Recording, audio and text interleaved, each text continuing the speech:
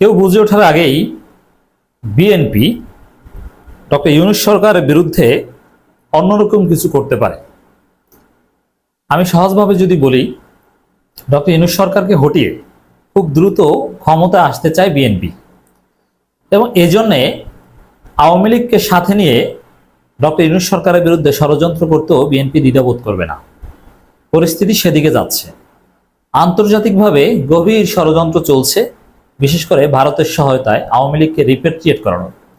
ভারত চায় আগামী নির্বাচনেই আওয়ামী লীগ অংশগ্রহণ করুক এবং আওয়ামী লীগ নিষিদ্ধ না হোক, এবং সেই কথাটা মির্জা ফখরুল ইসলাম আলমগীরের মুখ থেকে ভারত বের করতে সক্ষম হয়েছে যে না, আওয়ামী লীগকে নিষিদ্ধ করা ঠিক হবে না, আওয়ামী লীগকে আগামী নির্বাচনে অংশগ্রহণ করা থেকে বিরত রাখাও ঠিক হবে না।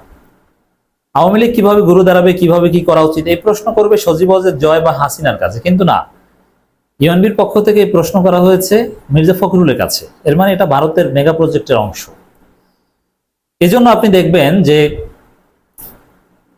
খুব দ্রুত নির্বাচনের কথা সজীব ওয়াজেদ জয় বলছে, বিএনপিও বলছে, ডক্টর ইউনূস সরকারকে অবৈধ বলছে, এবং ডক্টর ইউনূস সরকারের বিরুদ্ধে বিএনপিও সন্দেহ পোষণ করা শুরু করেছে। এর মানে বিএনপি আওয়ামী লীগ এখন কিন্তু এক দল, তারা কিন্তু এক মেরুতে এসেছে, একসাথে কাজ করছে।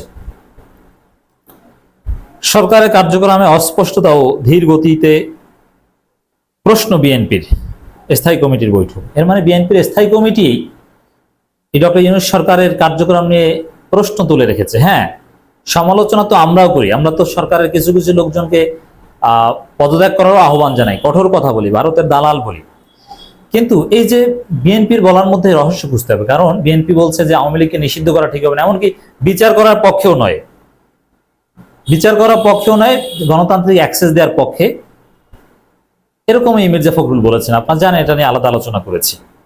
অতএব বিএনপি আওয়ামী লীগের পক্ষ নেওয়ার পর যদি ডক্টর ইউনূস সরকারের কার্যক্রমের অস্পষ্টতা এবং ধীরগতি নিয়ে প্রশ্ন তুলেন, তাহলে বুঝতে হবে ডক্টর ইউনূস সরকারের বিরুদ্ধে বিএনপি ষড়যন্ত্র করছে, ডক্টর ইউনূস সরকারকে হটিয়ে বিএনপি ক্ষমতা আসতে যাচ্ছে। যদিও লাভ নেই, জনগণ ডক্টর ইউনূস সরকারের পক্ষে, 97% জনগণ ডক্টর ইউনূস সরকারের পক্ষে একটা জরিপে উঠে এসেছে। অতএব বিএনপির এইসব ষড়যন্ত্র কাজ হবে না, বরং মির্জা ফখরুল ইসলাম আলমগীরের পথ থাকে কিনা সেই প্রশ্ন এখন আমরা করতে চাই।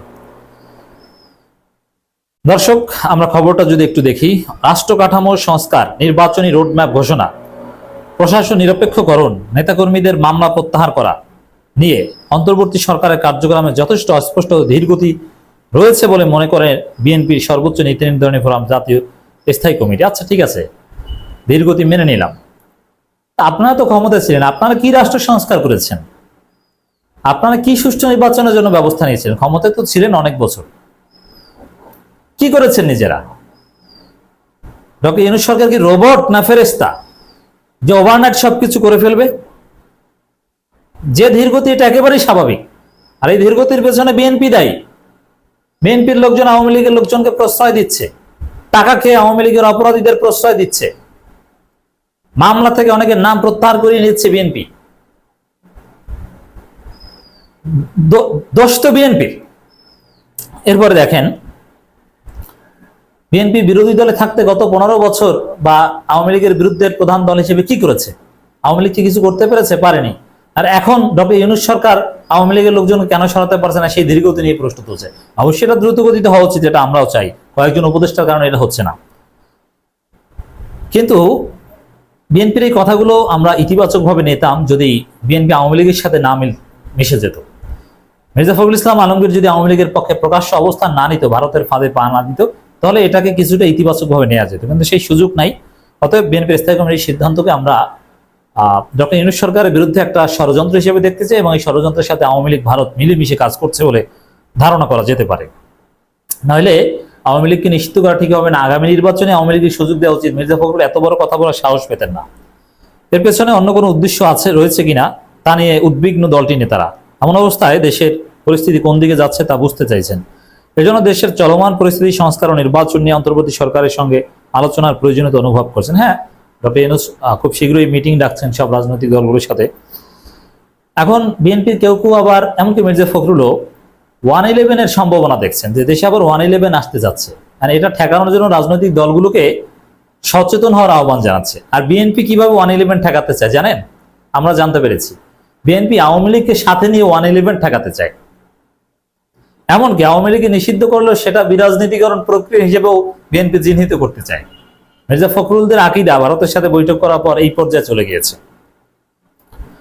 বিএনপি স্থায়ী কমিটির বৈঠকে নেতারা এমন অভিমত ব্যক্ত করেন। সর্বশেষ যে বৈঠক, দলের ভারপ্রাপ্ত চেয়ারম্যান তারেক রহমান বৈঠকে ভার্চুয়ালি সভাপতিত্ব করেন। বৈঠকে বিএনপি স্থায়ী কমিটির কয়েকজন সদস্য বলেন, অন্তর্বর্তী সরকারের মেয়াদ 2 মাস পার হতে চলল, কিন্তু এখনো নির্বাচন রোডম্যাপ ঘোষণা করা হয়নি। তাছাড়া আগামী দিনের রাষ্ট্র বিনির্মাণে কি চিন্তা করেছেন, কখন নির্বাচন দেবেন, রাষ্ট্র সংস্কার কিভাবে করবেন, আগে রাষ্ট্রের সব সংস্কার নাকি প্রয়োজনীয় সংস্কার শেষে নির্বাচন হবে, রাজনৈতিক দলগুলো যথেষ্ট স্পেস দিতে চান কিনা, এসব নিয়ে জনগণের মনে এখনো প্রশ্ন রয়েছে। জনগণের মনে প্রশ্ন সব বিএনপি এবং আওয়ামী লীগের মনে। বিভ্রান্তি যা তৈরি করেছে বিএনপি এবং আওয়ামী লীগ তৈরি করছে। রাজনৈতিক দলকে কেন, রাজনৈতিক দল কি কিছু বলছে? কোনো স্পেস কি বাধা দেওয়া হচ্ছে? বিএনপি কি কার্যক্রম চালাতে কোনো বাধা দেওয়া হচ্ছে না জামাতকে দেওয়া হচ্ছে? Open space. তাহলে তারপরও রাজনৈতিক দলকে কতটুকু স্পেস দিতে চান এটা নিয়ে সন্দেহের কি আছে? স্পেস এখন রাজনৈতিক দলকে কতটুকু স্পেস দিতে চান এর মানে কি? আওয়ামী লীগকে কতটুকু স্পেস দিতে চান এই প্রশ্ন করছেন। বিএনপিকে স্পেস দেওয়ায় তো কোনো ঘাটতি নাই, ঘাটতি আছে আওয়ামী লীগকে স্পেস দেওয়ার। এর মানে বোঝা গেছে যে আওয়ামী লীগের পক্ষে বিএনপি আদা জল খেয়ে নেমেছে। ছাত্র জনতার অভ্যুত্থানে আওয়ামী লীগ সরকারের পতনের পর গত 8 আগস্ট ডক্টর মোহাম্মদ ইউনূসের সরকার নেতৃত্বে অন্তর্বর্তীকালীন সরকার গঠিত হয়। জানা গেছে বিএনপি স্থায়ী কমিটির বৈঠক অন্তর্বর্তী সরকারের 2 মাসের কার্যক্রম ভালো মন্দ দিক নিয়ে বিস্তারিত আলোচনা হয়েছে। এটা হওয়া উচিত। বৈঠকে বিএনপির কয়েকজন নেতা বলেন, প্রশাসনে কয়েক ধাপে রদবদল করা হলো, বিগত আওয়ামী লীগ সরকারের সুবিধাভোগীরা এখনো রয়ে গেছে। তাছাড়া রদবদল ঘুরে ফিরে তাদেরই আনা হচ্ছে, এতে করে উল্টো আওয়ামী লীগের পুনর্বাসন হচ্ছে। এই প্রশাসন দিয়ে অবাধ ও সুষ্ঠু নির্বাচন সম্ভব নয়। হ্যাঁ, আমরা এটা মনে করি। এই জন্যই তো ডক্টর ইউনূস সরকারের সময় দিতে হবে, আর রাতারাতি তো করা যায় না। বৈঠকে কেউ কেউ বলেছে অন্তর্বর্তী সরকারের মেয়াদ নিয়ে নিজেরাই বিভিন্ন ধরনের কথাবার্তা বলছেন। একবার বলছে অন্তর্বর্তী সরকারের মেয়াদ হবে 1.5 বছর, একবার বলছে 1.5 বছরের মধ্যে নির্বাচন হবে, আবার একবার বলছে 1.5 বছরের মধ্যে সব সংস্কার কাজ শেষ করা হবে, এরপর নির্বাচন দেওয়া হবে। তাদের মেয়াদকাল নিয়ে অনিশ্চয়তা দেখা দিয়েছে। সরকারের এক একটা বক্তব্যের সঙ্গে আরেকটা বক্তব্য মিলছে না। হ্যাঁ, এটা একটা অনিশ্চয়তা আছে। আমরা বলতে চাই অন্তর্বর্তীকালীন সরকারকে কমপক্ষে 3 বছর ক্ষমতায় থাকা উচিত। বিএনপির শীর্ষ নেতাদের গুরুত্বপূর্ণ এই বৈঠকে অন্তর্বর্তী সরকারের রাষ্ট্র সংস্কারের জন্য 6টি কমিশন গঠন কার্যক্রম আলোচনা তোলেন 2-1 নেতা। তারা বলেন 6টি কমিশনে 1 অক্টোবর থেকে কাজ শুরু করার কথা ছিল, ডিসেম্বর পর্যন্ত তারা কাজ করে রিপোর্ট দেবে। সরকার এরপর রাজনৈতিক দলগুলোর সঙ্গে আলোচনায় বসবে। কিন্তু এখন আবার সুর পাল্টে গেছে। আগে রাজনৈতিক দলগুলোর নেতাদের সঙ্গে তারা আলোচনায় বসবেন, সরকার কথাবার্তা ও আচরণের মধ্যে মিল থাকছে না। এটা স্বাভাবিক। কিছু কিছু ক্ষেত্রে এক সময় এক এক কথা বলা, এটা হওয়াটা স্বাভাবিক। কারণ যে পরিস্থিতি এই সরকার দায়িত্ব নিয়েছে, হাসিনা যেভাবে দেশটাকে ধ্বংস করে দিয়েছে, বিএনপি আবার যেভাবে চাঁদাবাজি লুটপাট শুরু করেছে, এতে সরকারের কিছু ইনএফিসিয়েন্সি প্রকাশ পাওয়াটা স্বাভাবিক। এই সরকার কোনো ফেরেশতা বা রোবটের সরকার নয়। তবে হ্যাঁ, এখানে সমালোচনা গ্রহণযোগ্য। গত 11 সেপ্টেম্বর রাষ্ট্র সংস্কারের অংশ হিসেবে 6টি কমিশন, তথ্য তথা নির্বাচন কমিশন, পুলিশ ইত্যাদি ইত্যাদি গঠন করেছে, আপনারা জানেন। এটা নিয়ে বিএনপিও কাজ করছে। বিচার বিভাগ সংস্কার বা নানান প্রস্তাবনা বিএনপিও রেডি করছে। বিএনপিও তাদের নেতাদের ভাগ ভাগ করে দায়িত্ব দিচ্ছে তারা কি প্রস্তাব দিবে। ঠিক আছে, বিএনপির অধিকাংশ কাজ বা এই ধরনের কিছু কাজ গঠনমূলক।